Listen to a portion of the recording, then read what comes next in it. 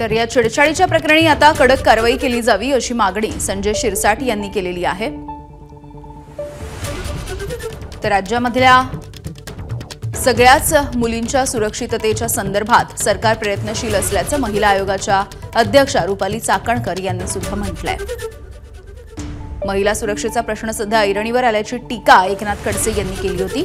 ही गोष्ट अत्यंत चुकीची आहे। याच्यामध्ये तो जो टवाळखोर आहे त्याच्यावर अगोदरच गुन्हे दाखल आहेत।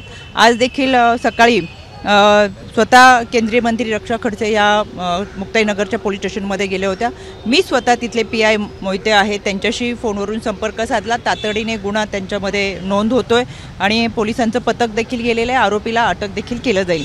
पण याच्यामध्ये खरं तर गर्दीचं ठिकाण होतं। बीट मार्शल दामिनी पथक तैनात असणं गरजेचं होतं आणि अजून काही माहिती आपल्या समोर येईल ती समजेलच आपल्याला। राज्याचं काही एकदम राज्यावर आपण राज्यात काही अशी स्थिती नाही आहे। त्या लोकल सिच्युएशन आहे। लोकल स्थानिक पातळीवर जे काही घडलं असेल तिथल्या जिल्हा प्रशासनानं पोलीस प्रशासनानं तातडीने कारवाई केलीच पाहिजे। प्रत्येक जिल्ह्यामध्ये ज्या पद्धतीने आता सतर्क राहून कारवाई होते, आता दुर्दैवानं अशा एखादा अपवादात प्रकार घडतो तो निंदनीयच आहे, त्याचा निषेध केला पाहिजे।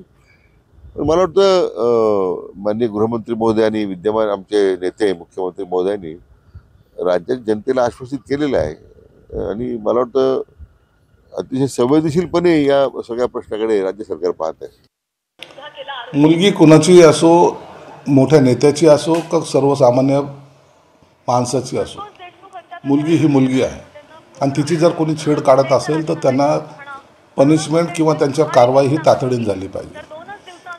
सरकारकडे कोणत्याही छोटा किंवा मोठा हा भेद नसतो आणि ते भेद सरकार कधी करतही नाही। म्हणून गुंडांची वाढलेली मस्ती ही जर कमी करायची असेल तर मागही मी सांगितलं होतं की अशा लोकांना भरचौकात मारलं पाहिजे आणि म्हणून त्याची निश्चित चौकशी केली जाईल आणि यापुढे अशा घटना घडू नयेत यासाठी सरकारसुद्धा प्रयत्नशील आहे। एबीपी माझा, उघडा डोळे बघा नीट।